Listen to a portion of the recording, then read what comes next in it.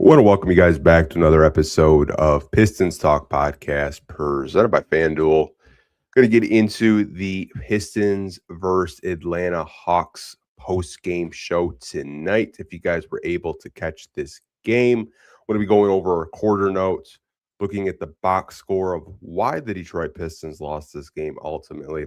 And then we'll get into any comments and questions and overall thoughts if you guys have any that are watching live on YouTube, whether it's a comment on this game, maybe it was an area of which you think we could have been better in. Definitely leave it down below in the comment section, and we will get into any Q&A questions after we're done recapping this game. But let's get into it. So, to start this game, both teams were just scoring like crazy. It didn't look like a game that was going to be, a defensive battle whatsoever. Um, and the Pistons just didn't do a good job of guarding the Hawks from three. There was just so many possessions, especially in the first quarter, where we weren't rotating. And the Hawks are a very good offensive team. And this was a game I was looking forward to because if you guys have been paying attention to the Atlanta Hawks since All-Star break, they have just been on an absolute tear. They've won 14 out of their last 15 games. They're currently the 6th seed. And with where they're going, who knows how high they could possibly get. They would face the New York Knicks right now in a first round series, but they've just been playing really good basketball. I was looking forward to it a lot. And this was an ESPN nationally televised game. JB Bickerstaff did not really like the way that the Pistons were defending, so he did take a timeout after the Hawks were up 21-20. The Hawks were just way more physical early on with the ball pressure in the half court with the Pistons, the rebounding, which we'll get into tonight. I thought they did a really good job of crashing the glass, both offensively and defensively. They also just had more transition opportunities for the Pistons. I really felt like, especially in the first quarter, we weren't really getting into our half court sets like we usually do. The ball was kind of sticking. The ball movement wasn't there. The body movement wasn't there with just cutting and having movement. So JB decided I'm going to play Paul Reed and Ron Holland, get some defense and energy, into this game. And it worked for a little bit in the first quarter, but the Hawks just go on an absolute tear towards the end of the first. And, they take a timeout and kind of readjust. And after one, it was 37-29. Anytime you give up close to 40 points in the first quarter, it's not going to be an easy game. And the second quarter wasn't any better. Paul Reed picked up his third foul within a couple of minutes of just being out there. Pistons did do a little bit of a better job early on in the second quarter with the transition opportunities. JB had to take a timeout after it was 47-39 at the 6-minute mark with the Hawks. Had to take another timeout because the Hawks just surged. They went up 56-39, and it was just a really sloppy half-court execution by the Pistons. Karis LeVert had a turnover, which kind of caused JB Bickerstaff to have a timeout, and the Hawks went on a 17-5 run within 3 minutes, which is actually kind of crazy if you think about it. They were just so worried about the three-point line. No one was really grabbing defensive rebounds, and the Hawks were able to get offensive rebounds. And to end the second quarter and going in the halftime, 73-55. And that has been the most points the Detroit Pistons have given up at a half this season. 73 is an all-time high, and the Hawks were just a team in the first half. They were running. They are a very fast-paced team. They're one of the best fast-paced teams in the NBA. They were getting into the paint. They were getting three-point opportunities and getting to the free throw line when they were getting fouled. So they're a very good team right now. Not the same Hawks team that we saw last month before the trade deadline. They've added a bunch of new guys on this roster that kind of fit the mold in which they're trying to build in Atlanta around Jalen Johnson. It reminds me a lot of Orlando early on before all the guys got huge contract extensions, kind of like the length and the way they play.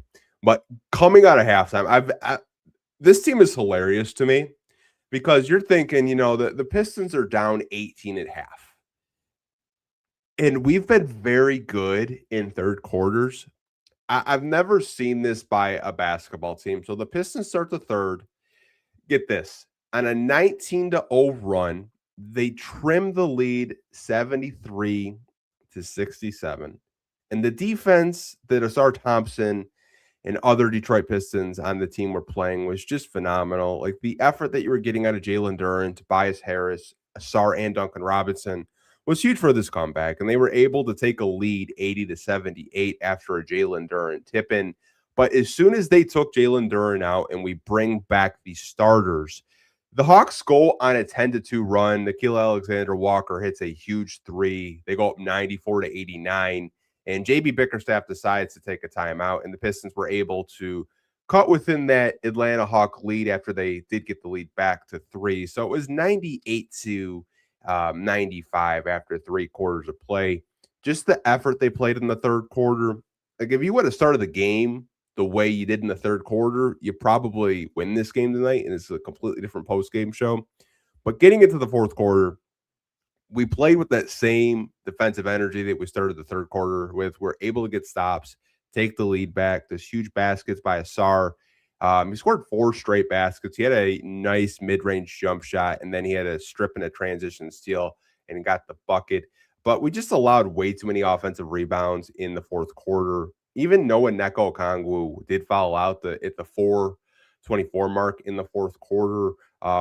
Their backup center, I can't remember off the top of my head his name right now, but he was still able to get offensive rebounds. So was Dyson Daniels. I think he had over 8 offensive rebounds tonight. But CJ McCollum just hit some just crazy, just like, are you kidding me type of shots. Like he had this one 3-pointer late shot clock, like one leg goes in at a midi that was just insane. But we take Asar Thompson out with 1 minute in the fourth, which I didn't completely understand. I felt like we were very fortunate to actually force overtime. Duncan Robinson hits a huge three. Tobias Harris ties the game with the post-up mid-range jump shot. CJ had an opportunity to actually win this for the Hawks, but Asar was on him, and he forced overtime. So 121-121 after 4 quarters of play. Going in the overtime, we're just going to break down every possession. So Jalen Johnson gets the first bucket in overtime. Tobias Harris was guarding him. Next possession, Tobias Harris answers it. He ties it. So we're at 123 apiece.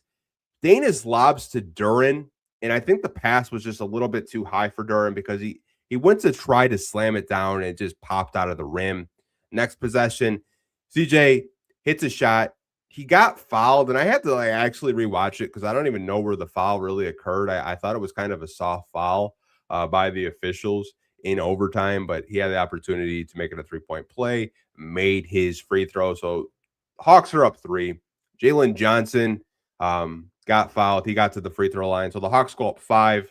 Next possession, Duncan passed it to Asar. It was such a beautiful pass. It was an alley-oop. Asar makes it. So now you're back down to 3. Jalen Johnson assisted to Dyson Daniels. They go back up 5 again. Next possession, it was just a scramble around the basket. Duncan Robinson was able to tip a missed shot by Danish Jenkins, and they get within 3. So the Pistons make a stop the next possession. Danish hits a clutch mid-range jump shot. They get within 1. Next possession, CJ attempted a 3, missed the shot. Pistons got the ball back with around 14 seconds left. They dribbled the ball for about 5 seconds. JB decides to take a timeout. Atlanta had a foul to give, so they fouled the Pistons with 4.9 remaining. And the inbound play, they dump it off to Tobias Harris in the post against Jalen Johnson, which I felt like there was enough contact for the officials to actually call something, but they didn't.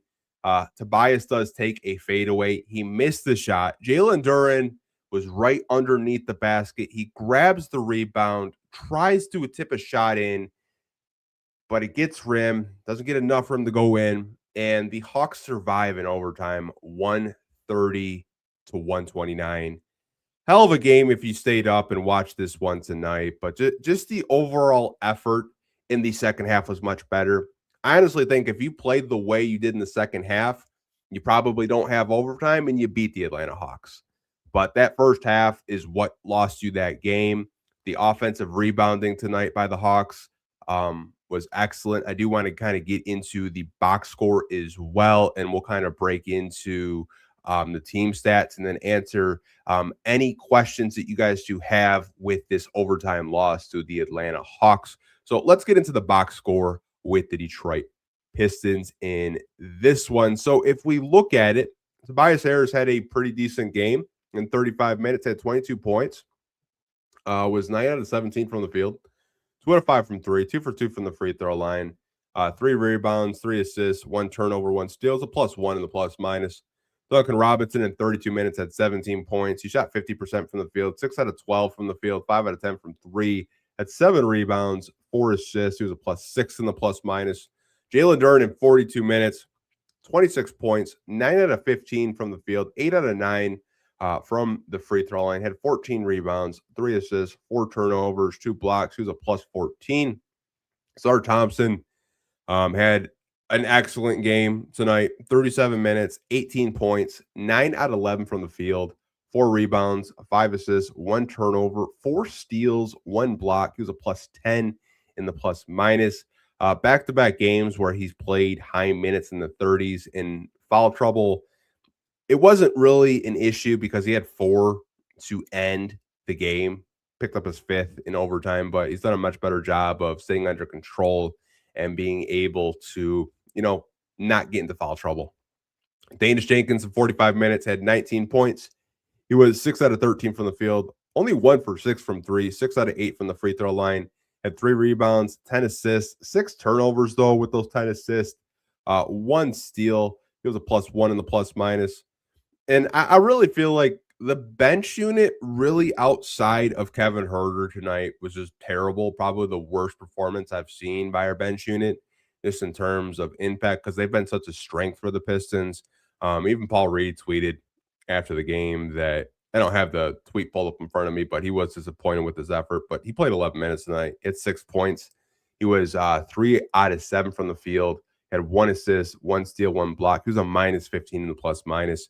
Ron Holland in 12 minutes scored 1 basket. He was 1 out of 3 from the field, 0 for 1 from 3. He had 2 rebounds, 1 assist. He was a -6, and he got a haircut. Did not recognize Ron Holland tonight. He pretty much just got rid of the dreads, which I was kind of surprised by. But guess you got to stay cool for the summer coming up. Javonte Green in 15 minutes. Had 7 points. He was 3 out of 8 from the field, 1 for 5 from 3, 3 rebounds, 2 assists. He was a +4.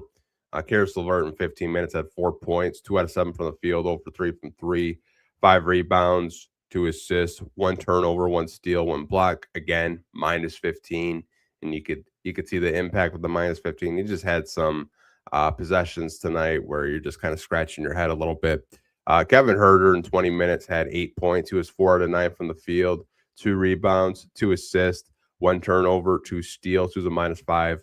Been really impressed with Kevin Huerter, and it would not surprise me whatsoever that Kevin Huerter gets some burn in the playoffs. Like, he might get like a lot of minutes with the second unit. I've been so impressed with his playmaking ability. I honestly think like some of his like passes and his reads are just so underrated. They don't really get appreciated enough, especially from me and myself. Like I had to take a minute just to kind of appreciate the way that he's been playmaking and his reads. Like I felt like he could have had way more than 2 assists tonight, but been really impressed with him, especially playing the passing lanes and defending and just being really active off the bench for the Pistons. But getting into the team stats, let's go over it. So Atlanta shot 48% from the field. The Pistons shot 51% from the field. Atlanta was 50 out of 105 shot attempts. The Pistons were 52 out of 102 attempts in this one. Atlanta made 18 threes in this one, you guys. There were 18 out of 52. They shot 35%. The Detroit Pistons in this one shot 27%. They were 9 out of 33. The fact that you only lost by 1 and Atlanta made 18 threes is just wild in itself. As we get to the free throws, the Pistons did shoot a better percentage. They shot 84% to Atlanta 71. Pistons were 16 out of 19 from the free throw line. Atlanta was 12 out of 17.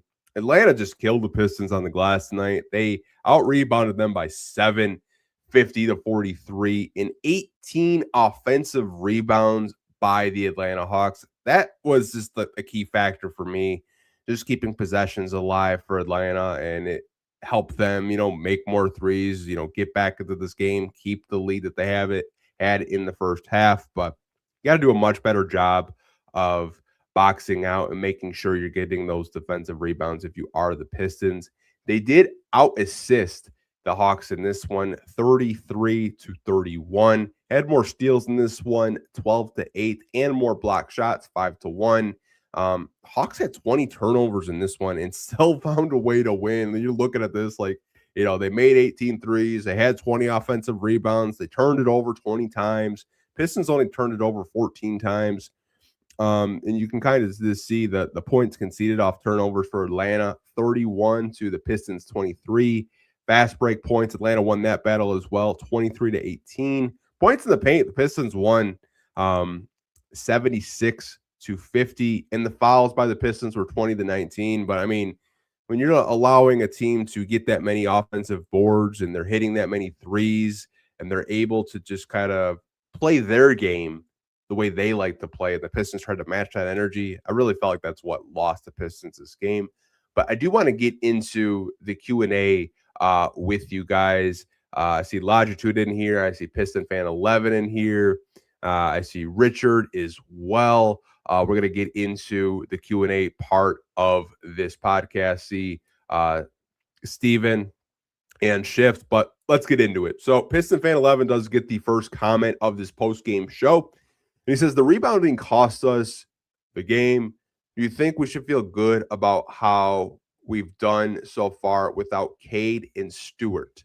I want to get to your first comment, the rebounding. We just kind of touched on it as we were looking at the team stats for both the Atlanta Hawks and the Detroit Pistons. I do. I think anytime you give up that many offensive rebounds, I believe it was 18, if I do remember correctly, that's a lot of possessions that you're allowing the opposing team to get. And Atlanta's a team that has a lot of lengthy wings. I like their bigs. Like, I really like Onyeka Okongwu. I think he's really developed his game. But, I mean, the rebounding did cost us. I think if you do a better job of boxing out and you don't allow Atlanta to have that many rebounds, you give yourself a better chance to win this game, I think, especially the way you played in the second half. Do you think we should feel good about how we've done so far without Isaiah Stewart and Cade Cunningham? I do. I know you played Washington twice last week. They're a tanking team that you should beat. You beat Golden State. They're another team that has been losing a lot because Steph Curry and Jimmy Butler are out. So you're beating the teams that you should beat. I think the Lakers game was a huge win, and I think the Pistons fans should feel really good about that game. Because they still had LeBron James, they still had Luka Doncic, they still had Austin Reeves, kind of their big three offensively. And you were able to win that game. I think you had a chance to win this one as well. It's just, the effort in the first half is like what really lost you that game. You weren't really locked in defensively. You did a much better job in the second half to give yourself a chance. Now, if Stewart's healthy, do you give up 18 offensive rebounds? I'm not entirely sure. I like to assume you don't. If Cade's out there, is this a different ball game? Probably. Cade has done really good against Atlanta this season. So it's probably a completely different game, but I think Pistons fans should feel good with the way that they've been playing Piston Fan 11. The fact that you won 4 straight and you just had your 20th loss on the 25th of March, and you look at the schedule of March, the March schedule has been tough. Pistons have had a lot of back-to-backs. They have one tomorrow. They're going to be playing the New Orleans Pelicans. And then to start the week next week, you have a back-to-back again, Toronto OKC. So that's going to be a tough one as well. I think Pistons fans should feel very good about, not having Cade Cunningham, Isaiah Stewart being out. We did get a couple of updates with both of them. Maybe we'll kind of talk about that after we're done with the Q&A, but I feel good. I don't know about you guys. You're still holding down that number 1 seed in the Eastern Conference, and we're getting closer to the NBA season. Richard, 3-point shooting was a sore spot. Also, Atlanta crashed the boards effectively. 100%. Anytime you give up 18 plus threes in a game, um, we just weren't closing out on their 3-point shooters early on. I thought they did a much better job in the second half. And also the way that Atlanta was just able to get into the paint and just, grab those offensive rebounds and get extra possessions, that's going to kill you. It's going to kill you anytime you give teams second chance points or second chance opportunities, I should say, to, get back into this game, stack their lead. They were up as much as 21 points at one point in this game, but 100% agree, Richard. Like those are two key areas that I think what cost the Pistons this game tonight. Tough loss onto the next 100%. Have a good chance to beat a New Orleans Pelicans team that on paper you should beat. I know I did look at the odds tomorrow for that game presented by FanDuel, and the odds for that one, Pistons are a 5.5-point favorite against the Pelicans. They were actually favored in this game tonight. They were 2.5-point favorites. So, Vegas thinks the Pistons have a good shot of beating the Pelicans. I hope they can get a win over a struggling New Orleans Pelicans team, but we'll have to see. Stephen Hall, Karras should not be in the rotation anymore. I know we've been saying all of this. Every game, I try to give him a chance, and he just continues to enrage me every time I see him play. I'm to the point where it's like, I don't know how much more evidence you have to see. And I'm sure Karras is a very good locker room guy. I'm sure he's a really nice person, right? And I don't want to hate on a player, but it gets to a point where defensively, I like what he brings. It's just on the offensive side of the ball where it's just I don't know if he's going to attempt a three. I don't know if he's going to try this dribble package where it's just a really difficult pass in just a tight space and it's a turnover, or it's just a really difficult circus shot in traffic. The Caris LeVert experience has been one that has been a roller coaster, I will say. Defensively, I think he is at least a plus defender, but I've been really pleased with what I've seen out of Kevin Huerter. I'd rather just give more minutes to Kevin Huerter. I get you have to play players off your bench.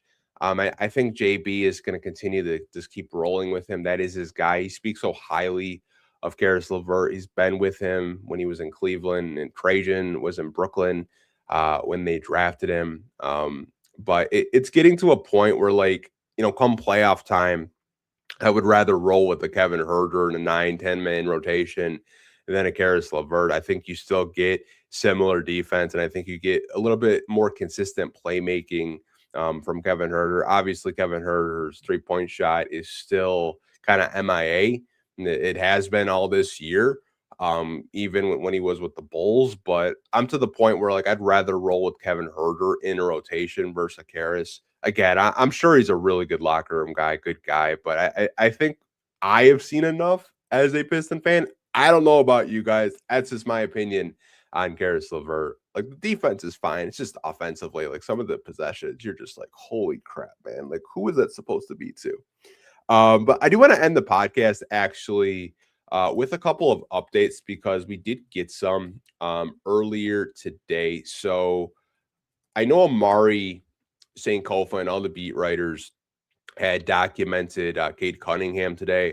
And shout out to Koo from Locked On Pistons because he had a tweet yesterday saying that he heard that Cade got back to non-contact basketball activities. And then this morning, the beat writers had shared a video from practice where Cade Cunningham was with the Detroit Pistons team doctors and trainers, and he was on the treadmill getting some work in. Now, obviously, Cade is scheduled to be reevaluated by their team doctors in 2 weeks, but this is a very good sign. As we know, Cade got injured last Tuesday. It's Wednesday, so we're about 8 days out since the injury, and we still have another week until we do get kind of an evaluation. or another week and a half until we get another evaluation for Cade. But it was good to see, this afternoon that he was able to get on the treadmill and get some work in as well. We also did get an update with Isaiah Stewart from JB Bickerstaff. I know the media talked to JB before the game about what's going on with him. I do want to pull up a quote. I believe Omari Sankofa did have the quote with JB. I'm scrolling through his timeline because he live tweets during the game so much. This was before the game. This was like at 5:30 ish. Here we go. I think I'm just trying to find it. I apologize, guys. I just wanted to read the quote. Oh, here we go. JB Bickerstaff on Isaiah Stewart. Quote, he's progressing. It's something that will take our time and with making sure he's right. So as you know, Isaiah Stewart has been going through a calf strain. Calf strains are very tricky because, some days they can feel good. Next days they can flare up. So it's probably just like a day-to-day process with Isaiah Stewart. I believe he's going to be able to get evaluated by the Pistons doctors very soon. We should get an update on his status and, how much longer he'll be out. Obviously, Isaiah Stewart is not going to be eligible for any type of all NBA honors or awards. He's not going to hit the 65 game criteria, and he's not going to hit the minutes criteria as well. So we do have an update today with Stu. He's progressing. He's getting better with that calf strain, and Cade Cunningham is back in the gym with the Detroit Pistons. He's around the team with non-basketball activities. So that's good news if you're a Piston fan. Good news because I know there's been like a lot of publications when Cade did have that injury, kind of talking pretty recklessly. From a national side, I saw a lot of people just say like Cade's not going to play in the playoffs. Just that Cade's done. I was like, let's actually wait, because the Pistons medical staff and their doctors were actually pretty what's the word I'm looking for?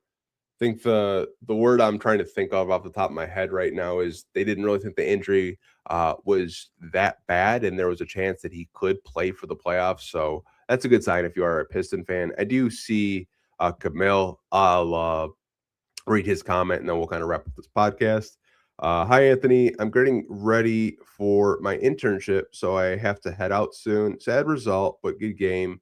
Responded well after the first half. Hopefully, we've saved something for tomorrow too. Yeah, I mean, if you play the way you did in the third quarter, in the fourth quarter against the Pelicans, you should beat them by 20. There's no excuse. The Pelicans are a team that they have the talent. They're just not really that good. They got 25 wins on the season. I know, obviously, they did get DeJounte Murray back. They have some, rookies in Derek Queen and Jeremiah Fears that I like. But you should beat the Pelicans single-handedly. I'm kind of surprised the line was only 5.5. But it'll be interesting to see how the Pistons respond tomorrow on the second night of a back-to-back. They're one of the better teams in the NBA on second night of the back-to-backs. But I do want to wrap up this podcast. Hope you guys are having a great Wednesday. Again, Pistons unfortunately loses one in overtime by 130 to 129 to the Atlanta Hawks. We will see you guys again tomorrow on our post-game show against the New Orleans Pelicans. It is all scheduled on YouTube, so if you guys don't see it, check our YouTube channel. We're usually live after these post-game shows around 10:30, 10:40. If you guys want to catch one, if you're a live audio listener on that side, come in, hang out with us during a live post-game show. But until next time, you guys, take care. And as always, go Pistons. Peace.